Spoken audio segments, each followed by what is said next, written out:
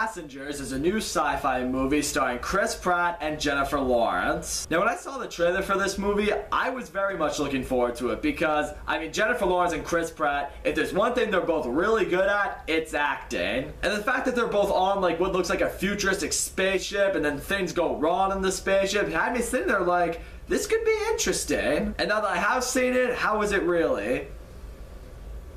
Well, let's get into that. So as I mentioned, this movie centers around the spaceship called the Avalon. It is currently transporting 5,000 human beings to a new planet called Homestead 2, a journey that's going to take 120 years. But right out the gate, one of the things that I didn't like with this movie is it doesn't specify exactly why people are leaving Earth to go to this new planet. I mean, throughout the movie, it establishes like, oh, it could be due to overpopulation. It could be some people just want to experience a new world. But they don't give a very definitive reason to why 5,000 people would want to abandon Earth, never see their family again, never see their friends again, to go to a new planet.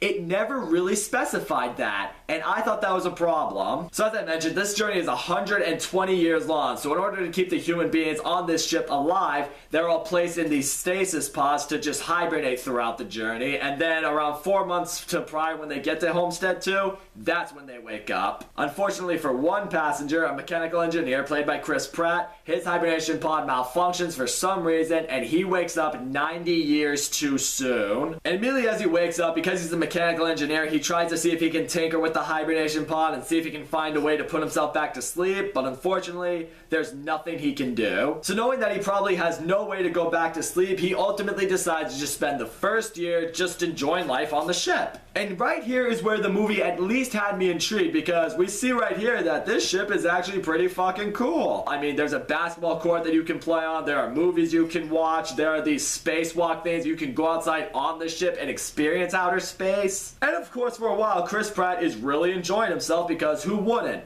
The problem is, he's now starting to deal with isolation. I mean, the movie reminds that it's been a year since he's been fully functioning on the ship, and the only thing close to human interaction that he has had is talking to the robot bartender named Arthur. So it's around this time, he stumbles upon Jennifer Lawrence's pod, he sees her, and of course, he's like, oh, she's the most beautiful woman I've ever seen. And so he does research on her profile, he discovers that she's a writer, and she seems like someone with a really great personality, and now he starts contemplating whether or not he should wake her from her hibernation pod, so that way he has a companion to endure this whole thing with. And this is where Chris Pratt is faced with a real dilemma, because in his mind he's thinking, alright, I could spend the rest of my life on this ship in complete solitude, or I can wake this woman up, have her experience it with me so I am not alone, but that means she would also die on the ship and not be able to experience Homestead 2 like she has clearly said she wants. That has been her dream. I mean, you've all seen the trailer, so you know he eventually goes through with it. And this was a problem for me, because the trailers for this movie made it out like they both had malfunctioning pods, they both woke up too early, and you know, it was just chance that they became the only two people on the ship together. The movie actually shows that Chris Pratt was the one who decided to wake her up. I know some people might argue it's like, well, he did it so he wouldn't be alone, and you know, he didn't want to spend the rest of his life in solitude. I get what you're saying, but you can't deny that that was a really selfish and pretty scum douchebag move of him to try to wake her up to experience the same fate with him. All because he thought Jennifer Lawrence was really hot and someone he would connect with personally. It really brought down his character for me, and after that I couldn't really get behind him. Wouldn't it have been funny as hell that after Chris Pratt woke up Jennifer Lawrence, she ended up being a complete bitch? Like, it turns out she wasn't really anything like her video. She's actually a really nasty person to be around, and Chris Pratt was just like, you know what, fuck you, I'm gonna go find some other hot girl, wake her up. And he just kept doing it and doing it and doing it until he finally found a girl that was likable. I don't know, it probably would have made for a good comedy anyway. But no, Jennifer Lawrence wakes up, and of course she's freaking out too, and he tells her that, oh, it was just chance that happened. So from here, Chris Pratt starts showing Jennifer Lawrence around the ship, you know, introducing her to all the cool stuff that he knows about it. And here's where the movie started to feel really slow, because you see them doing all this stuff together, and it's nice to see that a romance is building between them, but it's stuff that we've already seen before with Chris Pratt's character, so it felt kind of boring in the sense that, oh, this is all cool, but now we've seen it before. So yeah, they've both been doing everything together on this ship. They've both fallen in love with each other because, you know, they're both really attractive people and they're the only humans on this ship. But then comes one date night between the two of them. They go to the bar to hang out with Arthur, and Chris Pratt tells Arthur in front of Jennifer Lawrence, like, oh, everything's wonderful with us, there are no secrets kept. So with that now in his mind, or programming, I guess, when Chris Pratt leaves the bar for a second, he turns to Jennifer Lawrence and he says, isn't it great that Chris Pratt ended up waking you up? It all worked out for everyone. And Jennifer Lawrence is just all like, what? And I was sitting there all like, knew it was gonna happen that way. Because who was Chris Pratt talking with the whole time when he was figuring out whether or not he should wake up Jennifer Lawrence? It was Arthur. And even at one point, he looks at him and he says, you can never tell her that I woke her up. This has to stay between us. The second I heard those words, I was totally like, oh, Arthur's gonna be the one. Watch it happen. And guess what? It did. So yeah, now Jennifer Lawrence just hates Chris Pratt. She wants nothing to do with him. When he tries to explain to her, it's like, oh, I only did it because I was in love with you. And she's like, that doesn't give you the right to do that. I couldn't disagree with her. But now the movie knows, all right, we got to keep this going a little bit. So the movie decides to have another person wake up. This guy played by Lawrence Fishburne. He's one of the captains of this ship.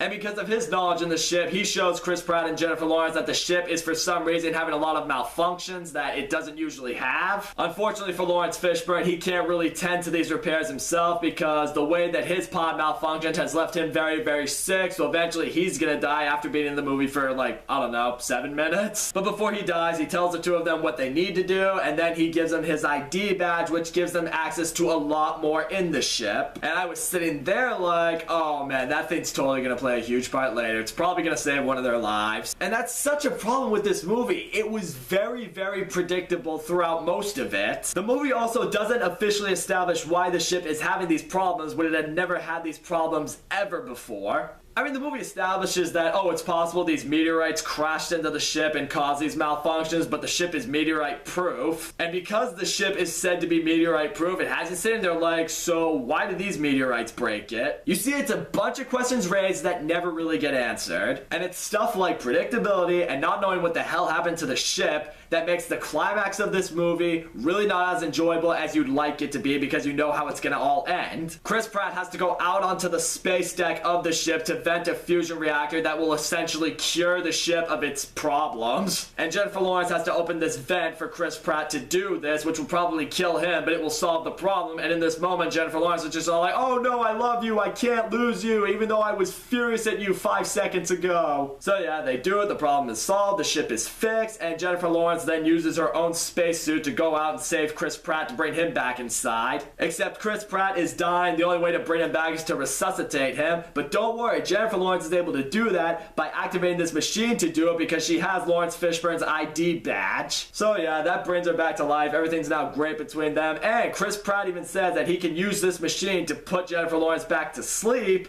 but she decides against that and chooses to just live out her life on this ship with him. I don't know, the way this movie ended, it was just really hard for me to believe that their romance had just blossomed once again to a point where Jennifer Lawrence would give up her dream of going to Homestead 2 to just live out her life on the ship with Chris Pratt in spite of everything that happened. So all in all, Passengers to me is just not a good movie. The movie does have good visual effects. It does have a very interesting premise. Chris Pratt and Jennifer Lawrence, they have good chemistry together and they give fine performances. But at the same time, when you're watching this movie, it's like, dude, you're Chris Pratt and Jennifer Lawrence. You should be doing better than fine. We've seen you do better than that. Come on now. The first half of this movie is so slow. The movie is filled with conveniences. How, oh, Chris Pratt just ended up finding Jennifer Lawrence, who was the perfect girl for him. She ended up forgiving him. They get an ID badge that allows them to do whatever they want on the ship. The movie's very predictable throughout it. Once you get a feel for what it is, it's like, okay, it's gonna start like this,